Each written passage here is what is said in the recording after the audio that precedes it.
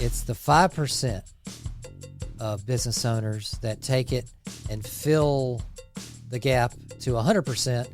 So they put in that 5% extra effort. And an example is you're going to a Golden Corral or you're out to eat at a restaurant and you walk in and you know Golden how Corral? those huh? You don't have Golden Corral? I don't know. Well, hell, Chipotle. Jesus, man. We're not that far down south from you. All aboard!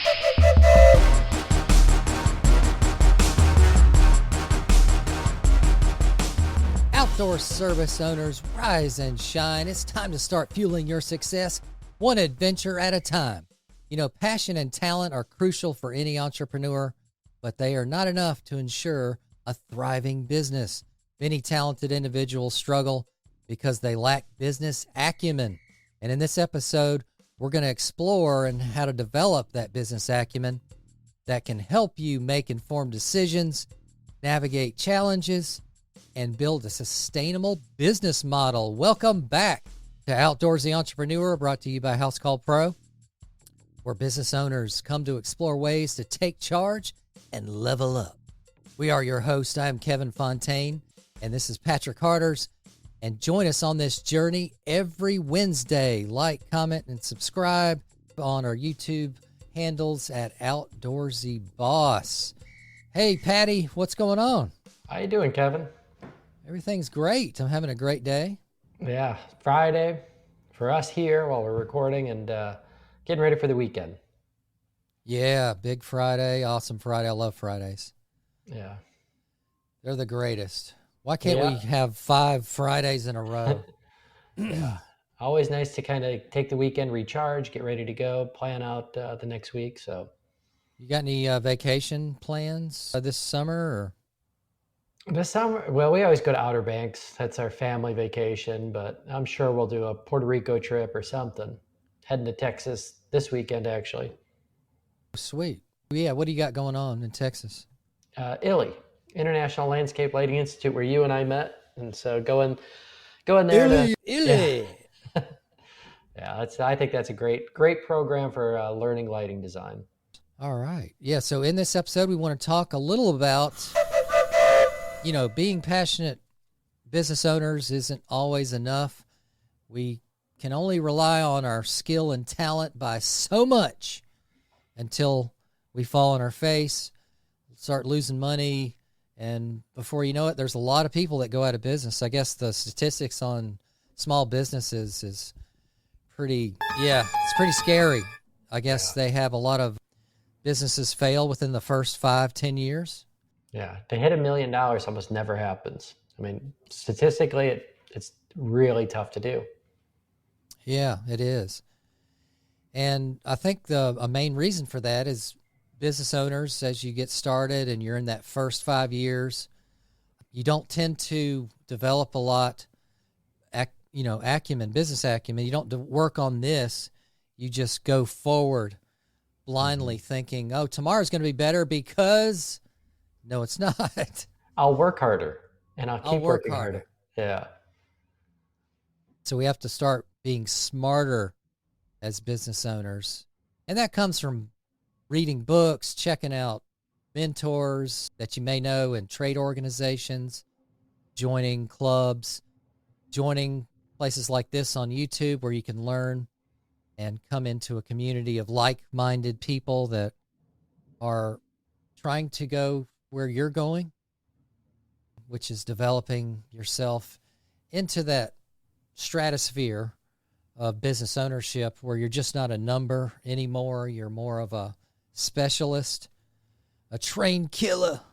Yeah, that self-growth is so important. That's whether it's like windshield time or sitting on the lawnmower, whatever you're doing, just having the headphones in, listening to things that'll help you grow, whether it's podcasts or books, Audible's your best friend.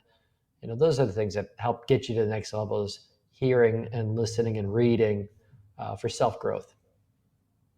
Yeah. I know there's so many gurus out there, Tony Robbins, and who's the 10X guy? Cardone. Yeah. Cardone. Hell, some people listen to Joe Rogan a lot, but yeah.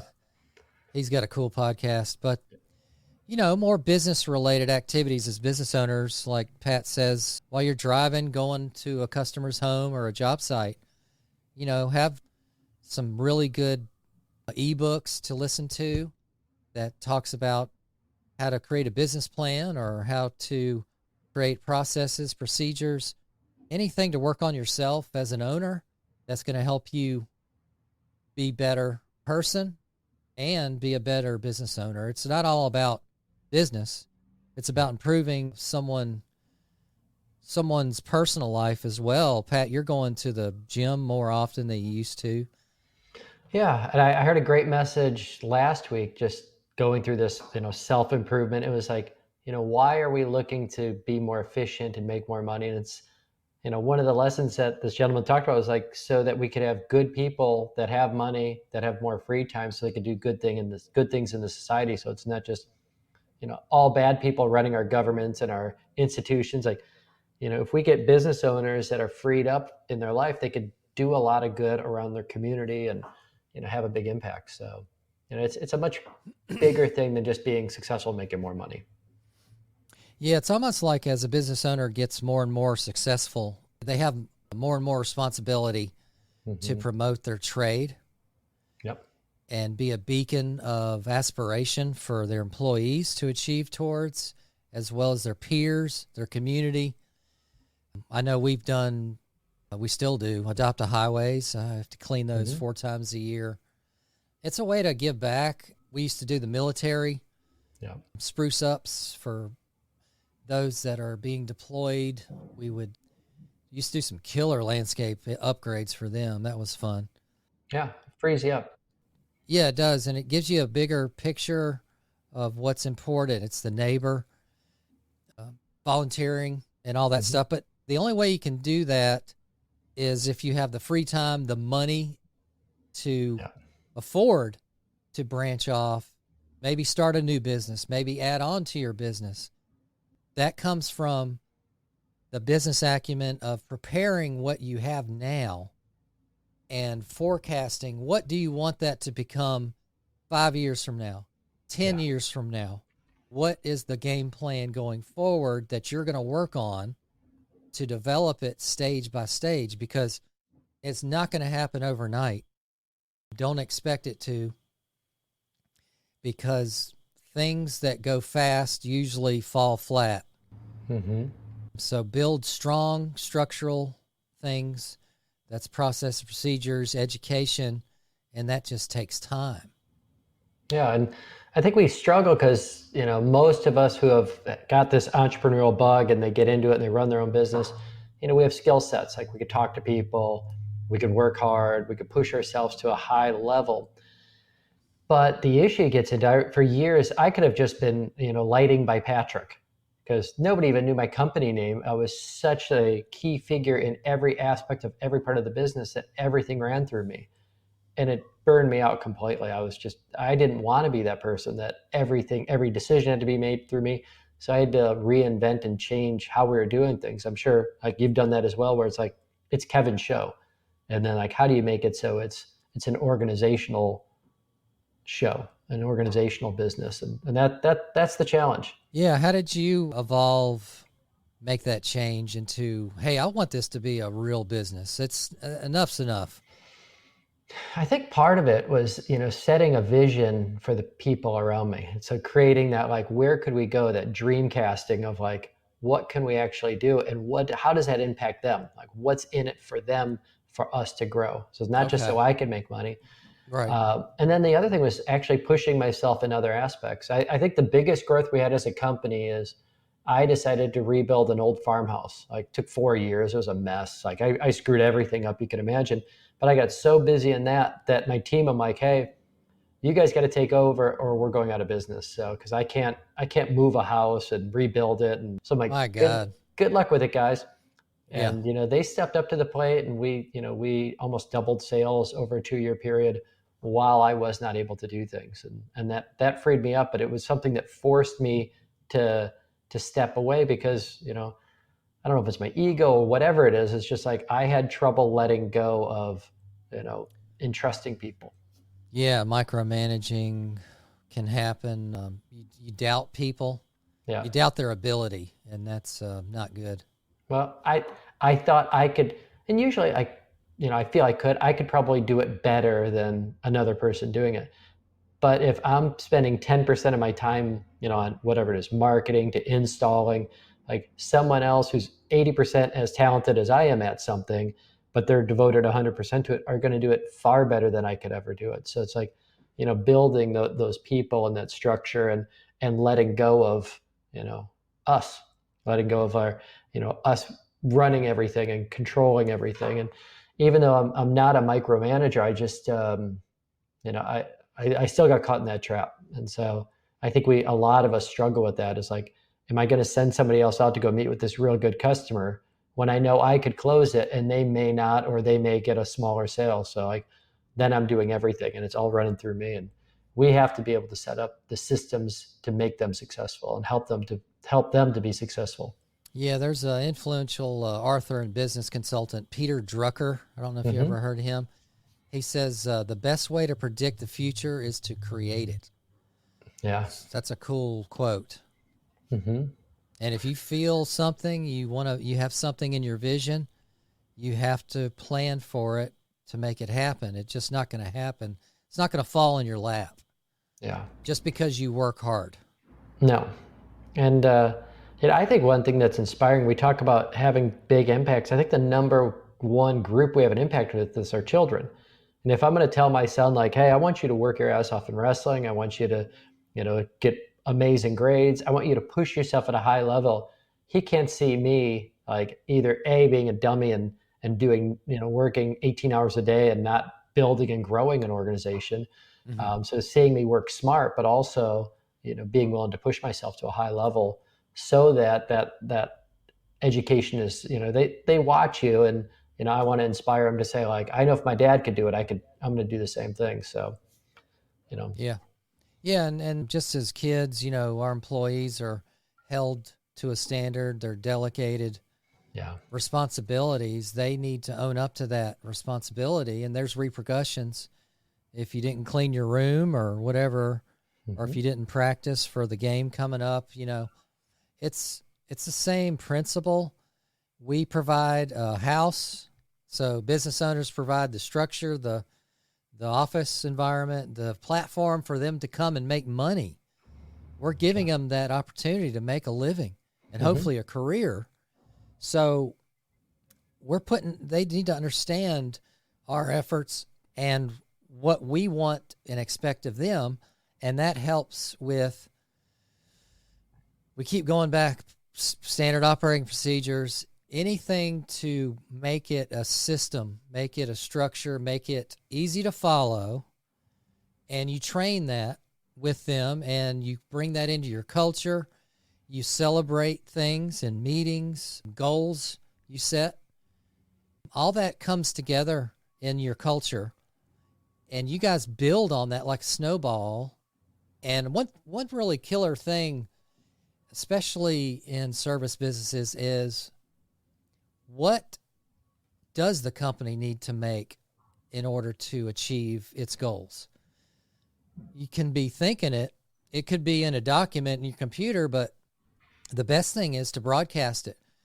And a lot of times we would take a thermometer poster that you could write on, laminated one, and we would put sales goals for each month or quarter to achieve. Mm-hmm. We want to hit here, bam. It's written in stone at that point. Everybody sees it, and that's part of your meetings and goal setting. Hey, guys, we need this much efficiency in our routing. Your production rates need to be high. I know weather's coming, but we're going to avoid that by planning ahead and scheduling around that bad weather that's coming. But we need to hit this sales mark by April 15th. Is everybody with me? Does anybody have any questions? Rah, rah, rah. Yeah. Because, boom, you hit it. Everybody gets a bonus. There's an incentive in there. But, bam, if you start incentivizing people and they know where you need to go, then you guys are going together, and there's a lot of steam behind you at that point. There's a reason you guys are working an extra hour on Thursday is because you got to hit that April 15th deadline, and that can be a customary repetitive motion that you put into your company planning. So did you start your business and know this, or did you have an epiphany moment, the eureka of what was your journey like? How did you figure this out? Well, I'm a quick study. I love to learn, and I always looked for ways to level up my business. So I would take courses, I would get certifications. Licensing was big with me. Like, I was essentially just mowing lawns. And if any of you don't know, I've owned a landscape contracting business for about 28 years now. 3 years ago, I went to all subcontract mode, so I have 0 employees, but still run a multi-million-dollar business today. So I would get certified, not only in lawn care applications, but pesticide applications. Being a licensed pesticide applicator, I would get my contractor. I went and got my contractor's license. I went and studied plants. So I became an NC certified plantsman. I can identify over 300 plants at any given moment. I got stormwater retention certified. So I know how to maintain stormwater, ponds and whatnot. That's every day and developing now. They have to have those. I got certified in irrigation. I was an irrigation auditor, which came out of California, and I was one of the first 100 people in the country to get that certification. I did everything I could to be the catch-all for a property manager, a high-end client. I can do that. I know what I'm doing, Mr. and Mrs. Smith. Trust me, I do. I'm certified in it. The 3 other quotes you're getting today, they're not certified in XYZ. I am. That's why my price is higher.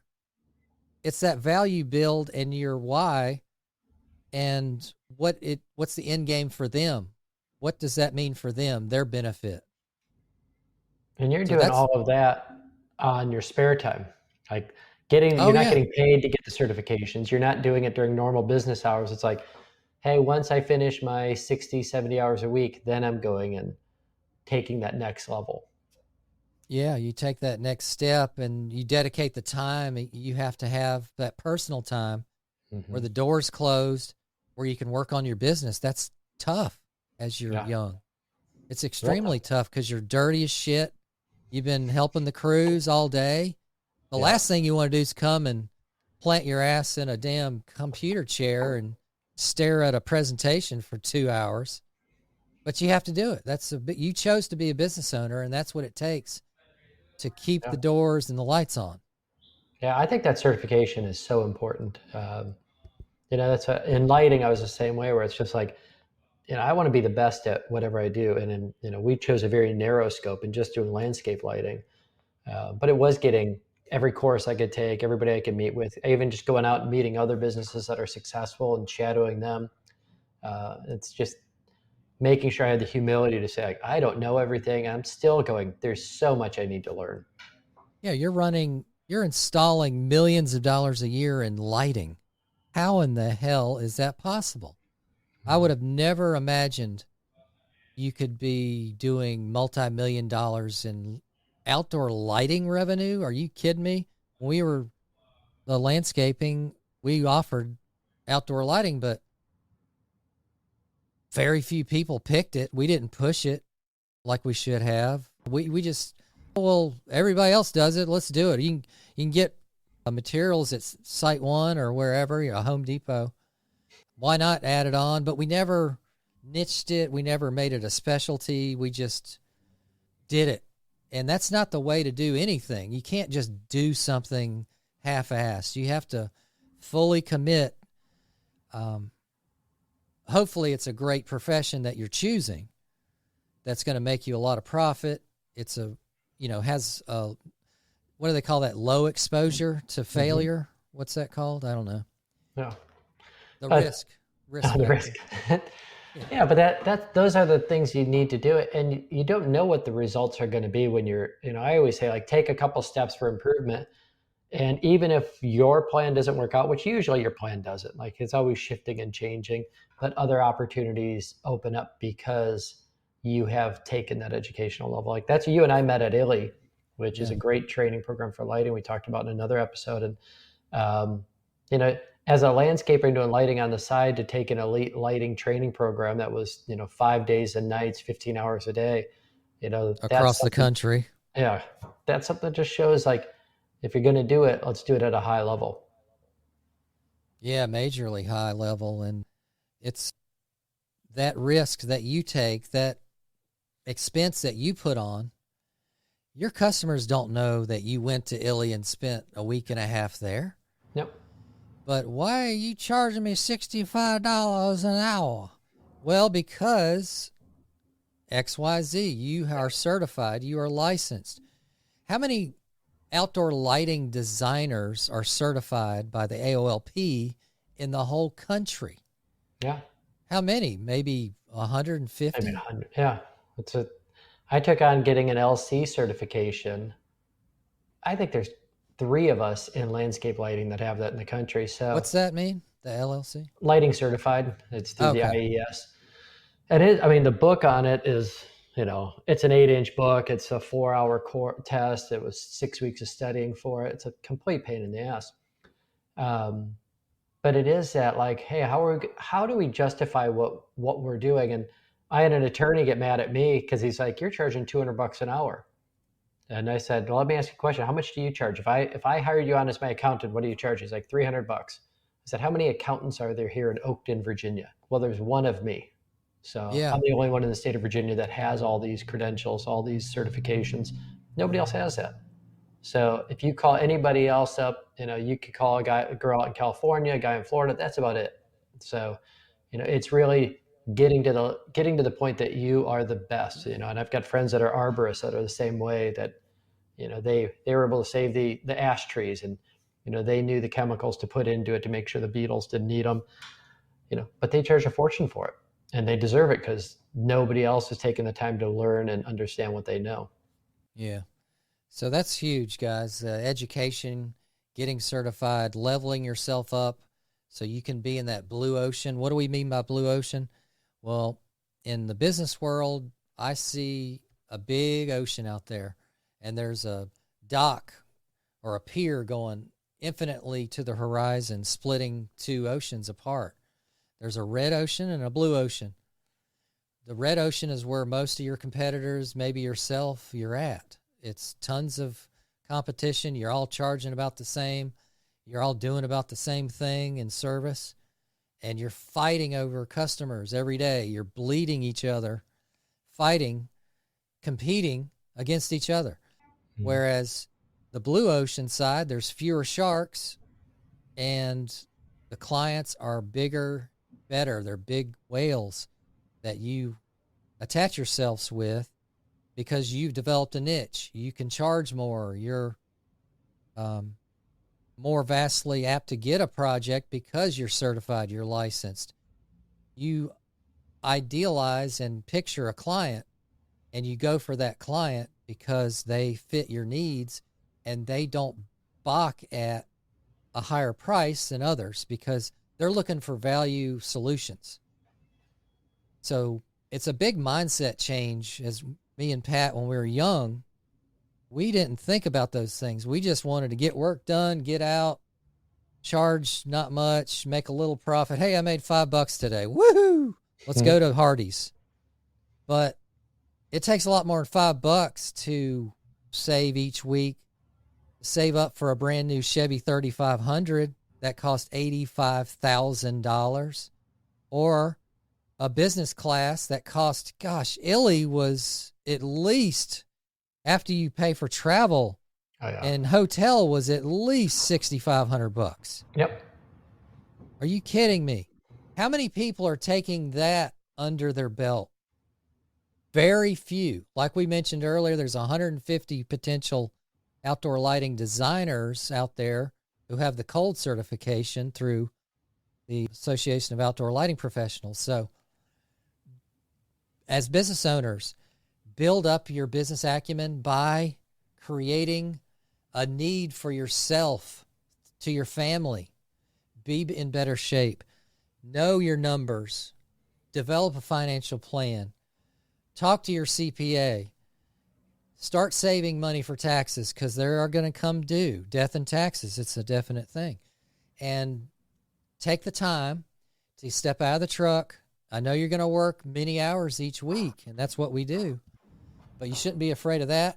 And spend the time to work on your business and not in it every day, because nothing will ever change if you don't put aside that and build up your business acumen. Yeah. So you go through and you get the certification, but then you still have to fight that it's not you. Like the business isn't Kevin or isn't Pat.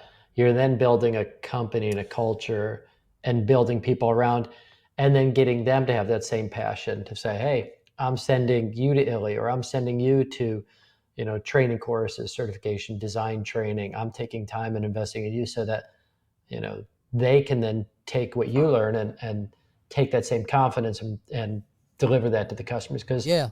you're limited on your time. You can't do everything. Yeah, you're passing the baton of education. Not only that, sending your staff members to get certified in what you do as a trade, but also start instilling confidence and developing your employees by developing your own training platform within your own company. So you can have all kinds of videos created, standard operating procedures, etc., where they need to train in order to do that said job. And then when they want to earn more money and go to the next level, that you already have printed out, it's shown to everybody, it's given to everybody when they start your company. They see A to Z, how can I advance in the company and what certifications, trainings, licensing. We used to have people read books to get to every level, and that's shows them the wage difference, but what you have to achieve to get there. Yeah. So, yeah, developing within and giving them that outlook of, wow, I can make $100,000+ a year here. Tell me how, because I want to get there. Yeah. That's that culture you're creating. I remember sitting down and having that talk, and I'm like, I want 3 people in my company making $100,000 a year. And it was like, of course nobody is like pissed off at that. That's an exciting thing to go like, but there's going to be a lot of work we need to do, because, where we're at right here, even I say all the time, like running, I say 3 million or $8 million business, whatever, where I'm at now, I'm not at the level to run a $10 million business or a $20 million business, but I'm going to get there because I got to put in the time and the training. It's just different skill sets. And so we have to continually to develop, our skill sets and adapt. I don't install many lights anymore. I go out every once in a while just for fun, usually screw up a job, a couple of months or so, but it's more for fun at this point. And it's, the next level is like, all right, well, what do I do now with my time to make sure that we're going to grow as a business? And, there's levels in your business that you're going to have to graduate from and learn. You need to learn, what works in marketing and what doesn't. And then all the compliance issues. Yeah, that's important too, because you got to protect the clients and not get sued. Yeah. And one of the things I noticed when I was working young in business and I started making that transition out of the truck and into the office chair was I would get some designations, some training, and that allowed me to start designing landscapes for clients. So I could get paid just by a virtual drawing up front before we even discuss and talk about implementing this landscape plan. So that's a great way to build confidence and get your foot in the door with clients. Is you're certified in XYZ, say hardscaping or whatever it is. I can design the best patio, the best fence, or I'm licensed to take down these trees. Let's develop a game plan first, and then let's quote the job for you. So that builds confidence, and that gets your foot in the door with that customer. Yeah. That helps. Yeah. It's always trying to level up the professionalism. And, part of it is like how we dress. I say all the time, like, if I'm going to meet a customer in a $7 million home and talk lighting design.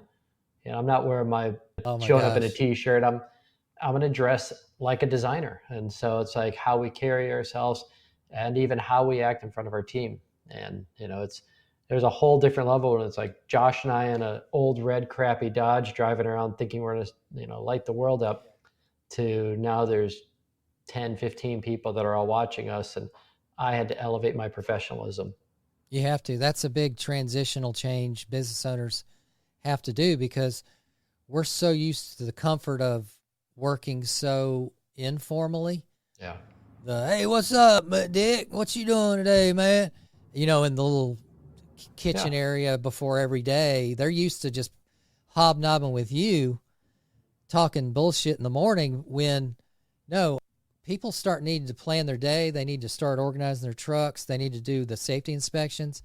That's a transitional mindset that you have to start slowly distance yourself from the old ways, the bad habits, and start peppering the staff with, this is the more professional way. We're going to do things differently at work.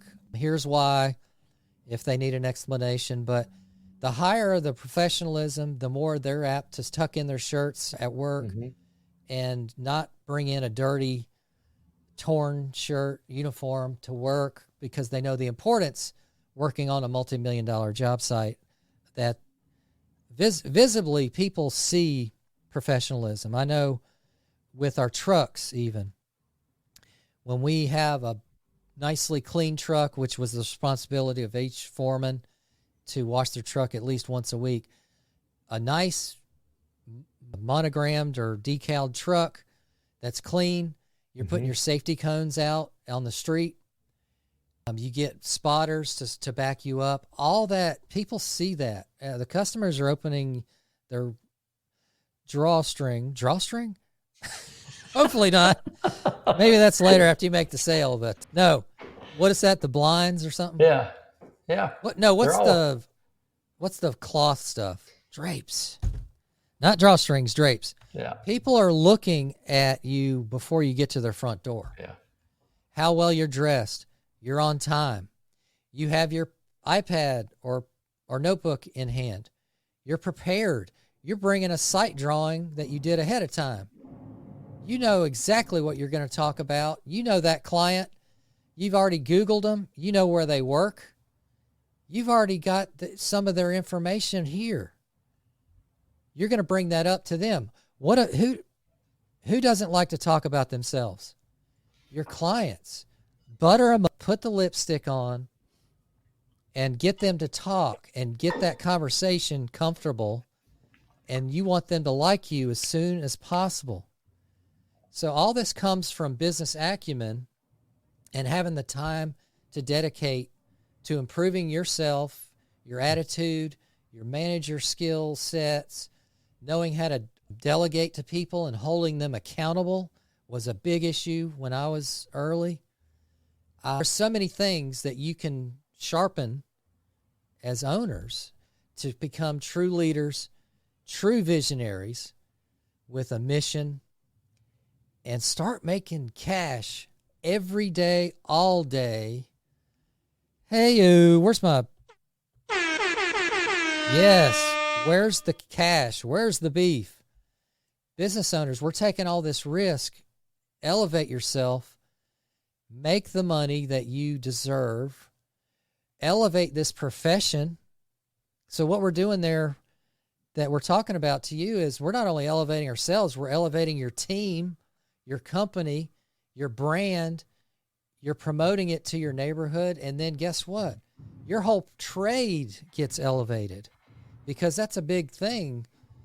I know, Patrick, when back in the day, cafe landscape guys were looked upon as goofy goobers.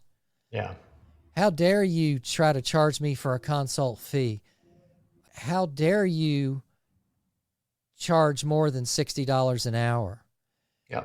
I'm getting 10 bids and you're going to do what I want you to do. No. As soon as you give clients the power to decide how you're going to do a job, how you're going to price it, break the bid down for me, why are you charging more than this guy? As soon as that power shift goes into their hands, you're done. So you have to have confidence. Don't sell from your heels. Sell strong, forward. Know what you're going to say before you get there. Have a script, have a process, sales process, and practice it.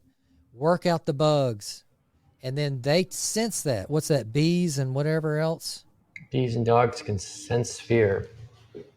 Don't sell from your heels. Be Yep. confident in your process and your company and your values and your mission. They need to know you have some of the highest paid staff in town, if that's the case.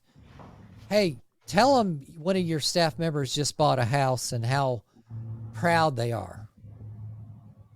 That's huge. Having employees start buying houses, that is an empowering thing that you need to promote in social media, etc., because that's an achievement worth broadcasting, and that's important to why you charge what you do, and the value you bring goes hand in hand with that. So, yeah. I saw an interesting study that they took two crews doing work around a house.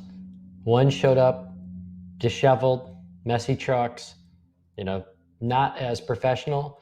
And the other showed up really professional. And every time the homeowner found more issues, they're actually looking for issues. Because like once you find a problem on a job, then the homeowner starts looking for everything else that could be wrong, thinking like, oh yeah, no. they cut corners. Yeah, they cut corners. And I always look at, if I'm hiring someone for my house, if they're a slob and their truck's messy, their tools are messy, I'm like, do I really think they're going to go from like being amazing and be this savant that could just Yeah. put everything together? I'm like, no, chances are they're going to be messy and sloppy on the details. And that's what makes it different, is like the little details that you put into something and what you pay attention to, how you adjust, whether it's a plant or a light or whatever it is, how close are you paying attention to details that make your projects the next level? There's a 95-5 rule that this restaurateur made and brought into his company culture. And what it means is 95% of business owners do decent work. They cover about 95% of all functionality, and they provide 95% value for customers. And it's the 5% of business owners that take it and fill the gap to 100%. So they put in that 5% extra effort. And an example is you're going to a Golden Corral or you're out to eat at a restaurant and you walk in and they have those breezeways. Huh? You don't have Golden Corral? I don't know. Well, hell, Chipotle. Jesus, man. We're not that far down south from you. But so, yeah, you walk into an eat-in restaurant, Applebee's. I don't know. I don't go out much. But, and you know how they have a breezeway with carpet. Sometimes, and you'll see a little piece of trash or the carpet's dirty. That's the 5%. They're still offering a good meal. It's reasonably priced. They're going to the server's going to get on them and be all over their order and get it to them. Yeah, that's the 95%. But what he believes in is the 5%. That's the blue ocean strategy right there in a nutshell. You're doing all the extra effort things because it matters to the people that are buying from you. Yeah. Yeah, and that's what we're always looking for, is elevating ourselves and really promoting professionalism at a high level, because you can make a lot of money in the service industry, but you have to run an efficient business. You have to build a great team or have people you could count on that can deliver, and free yourself up so that you could focus on what's going to give you the next level. All right. Yeah, guys. So think about that. Think about business acumen and what you're going to do to achieve and level up tomorrow. All right, Patrick, what's a 4-letter word? Fall. Okay. So I'm excited. Fall's done. Winter's done. And I'm just looking at, this is the time that we're gearing up. So I can't wait. I love everybody gets those honeydew projects, and most homeowners are going to do 2 to 5 home improvements. And outdoor is just something. This is where they're all focused on: building their patios, their pools, their decks, their building on their landscaping, cutting grass. Treatments are going in effect right now. I think we're spraying this weekend for all the weeds and all that stuff in the yard. Nice. So it's Yeah, it's that time of season. Yeah, this is a busy time, especially lawn care, landscaping, mosquito control. I mean, any outdoor service. I think home service businesses, this is your time to shine. I hope you had the trucks repaired and repainted. All that stuff's done in the winter where you're gearing up for the big start of season. You're sharpening your tools. You're getting equipment repaired or upgraded. You bought the new truck or trailer.